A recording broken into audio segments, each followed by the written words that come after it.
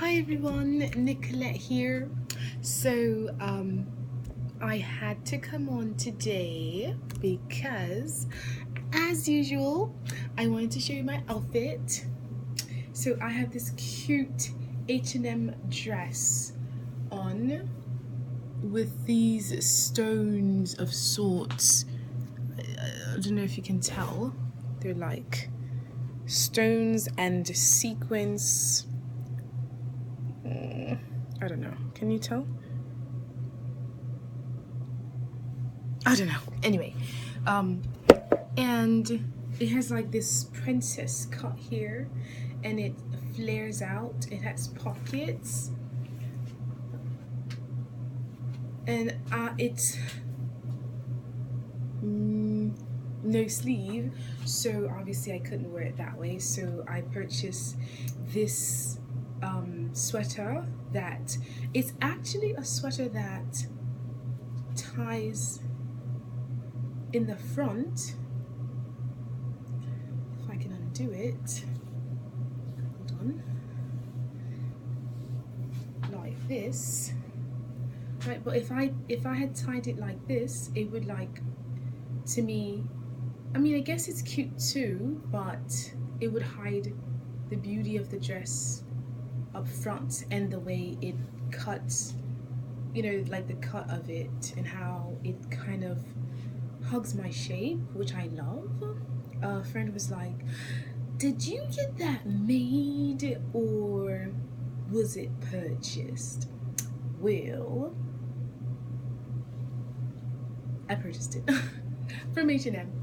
But yeah, so I put it this way and you can't really tell that it has like a, you know, a tie. It's like that, right? So it, like, the pattern of the dress is totally cute. It's like a landscape, I guess, right? And it's really fall, really winter-ish, and the material is, I think they call it, I don't know, I know how they call it in French, laine. It's not laine. Anyway, it's like that winter material that like the coats are made of, right? But it's a dress, and it's really thin. It's not like thick or anything, but it's a winter material, right? So I really like it. I have these Coach flats that I wore because I took, do you see the Coach? Probably not. Okay, the inside Coach.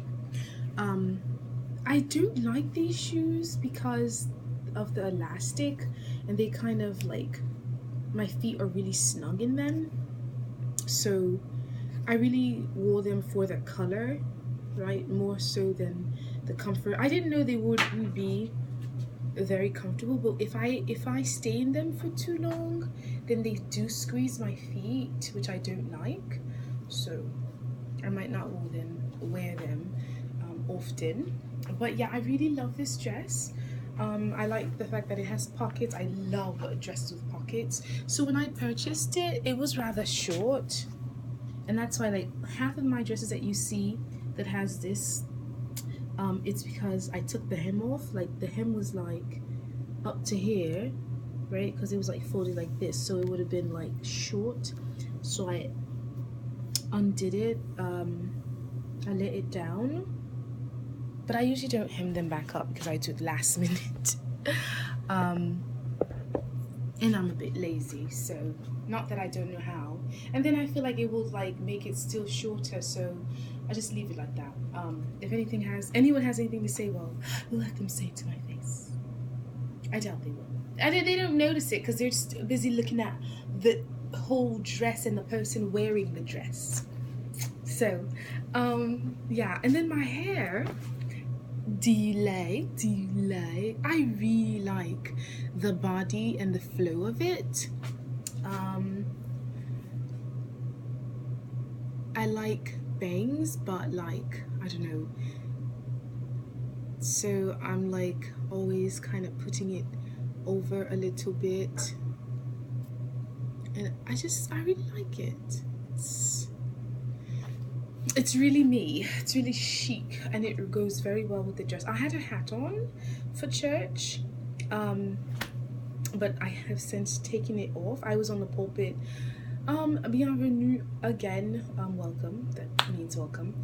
I had to say that again. My aunt was to do it, and again, she didn't want to, so I did it for her. That's the flow of things these days. Okay, so Nancy, a friend of mine, was saying that, oh, this dress, did you buy this dress, or was it cut on you, or did you have it made? So then Dr. Muller was like, that means the dress doesn't look good. So he was being a very big meanie today, but that's okay, he's cool. Yeah, but it wasn't cut on me. It wasn't, I love when dresses fit me this way. Usually they fit my aunt this way because she has like a really nice shape. But like all my dresses look very good on me, and I like them to be fitting, not tight, right? Because I do have room here, but right, it does budge. It's not like so yeah, so I really like it. What else happened today? Not much. We were supposed to have our fundraiser this afternoon, or the evening, right? It was for 6 to 9, but Nancy was not ready, so we didn't have it. And with all the preparations I had done and all the trouble I went through to get the flyers and the posters made, it was for naught. I mean, of course I'm disappointed because I wanted it done, but what are you to do? Like, it can't happen, it can't happen. It's postponed for another day. What day? I'm not sure, we haven't decided yet, but eventually, right? And maybe we'll be even more prepared, and it will have a better turnout, I'm hoping, right? We shall see. So we had choir, youth choir. I spent like maybe 30 minutes in choir today, but the song is very nice, and we're supposed to sing it on Saturday, so we'll see about that. And then it was also Pastor's Appreciation Day, so I was there for that, and I spoke in my aunt's stead. So she's a talker, right? And apparently I didn't do too poorly, because they were like clapping and everything, right? So I was like, oh, okay. And the pastor really appreciated it, so it was awesome. But a lot of people spoke, young and older folks, and it was just like them expressing their feelings about what the pastor has done, and how much they like him, blase. So, but the funny thing about that is, just to be honest, I don't know. I'm hoping that everyone who spoke really appreciate the pastor and they like him, because I do like him. But it's so funny how sometimes you hear so much flack about the man, right? And then we have Pastor Appreciation Day, and then everyone's telling, him how great he is and how wonderful they think his ministry is and his leadership. So I'm like, are all these people telling the truth, or are they not? Like, so I'm not sure if they're the ones who might not prefer his leadership or not. Maybe none of the people who don't appreciate him came to his pastor's appreciation, I don't know, but I just think that's really interesting. So I was talking to a member in the church that is in one of the departments that I'm to collaborate with, is children's ministry, and we were just talking about church in general, and how like why our church does not grow as it's supposed to. But just not our church, but churches in general. And I was telling him it's a matter of character, right? How people are not perfecting their character, they're not growing in Christ, so then they can't be good individuals and help the church as they should, and they will do things to harm other people.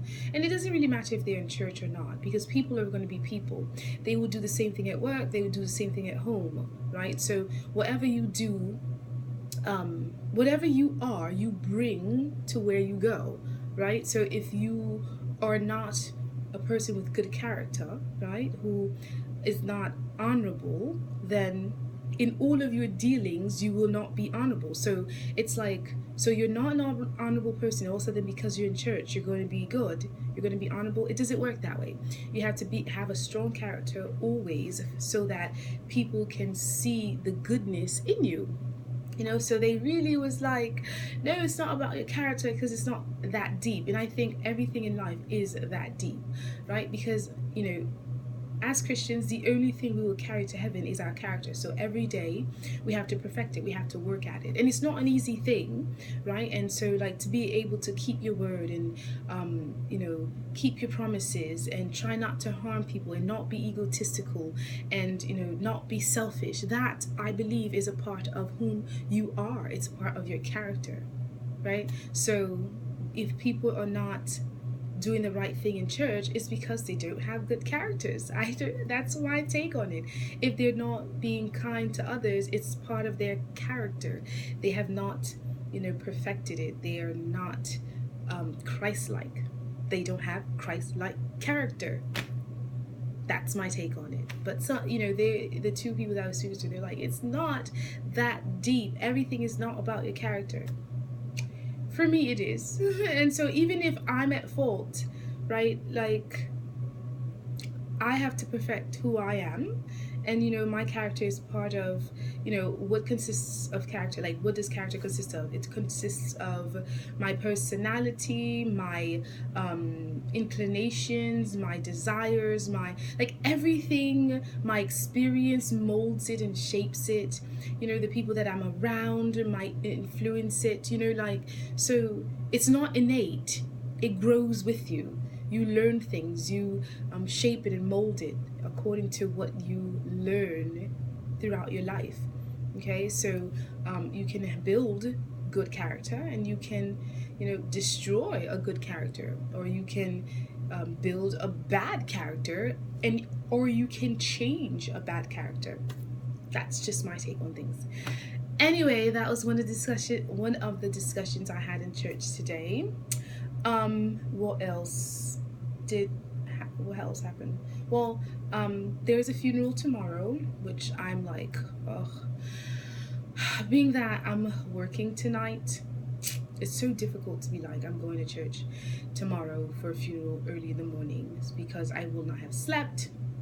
But this is one of the funerals that I don't think I can miss, because I really knew this woman very well, and I know her daughter, who has outlived her, which is sad. Obviously, no. What am I saying? It's obviously that's how it should be, because the mom passed and the daughter is here. That's what we want. But what I mean to say is, the relationship between the two were like so strong, and she loved her mother so much. And like every time the mother has been close to death, that she's been like brought back, and so it's like, you wouldn't want it to happen now. And a lot of people are like, oh, she's old and she's lived her life, but I don't really care how long a person has lived. You still want them with you, especially if they're your mother, right? So anyway, that's my take on that. Because like my grandmother is like 99 years old, and I know when she passes, my aunt and everyone else in the family, especially my aunt, because she's the one taking care of her, we will all be devastated, right? We'll be like, obviously, you're gonna think, God has taken her because, her quality of life was not as it should have been, and things like that, because of her old age. But you're still gonna miss her. You're still gonna cry. You're still gonna mourn her passing, right? Even though she's 99 and she's lived a full life. That's human nature. We love each other, and when when one of us is gone, we will cry, we will mourn, we will miss them, right? So I'm sure even though her mother has lived a ripe age of 80 something or 90 something, I'm not sure how old the mother is, she's going to be quite sad about it, right? Especially she was the one caring for her day in and day out, and she saw her declining and things like that, right?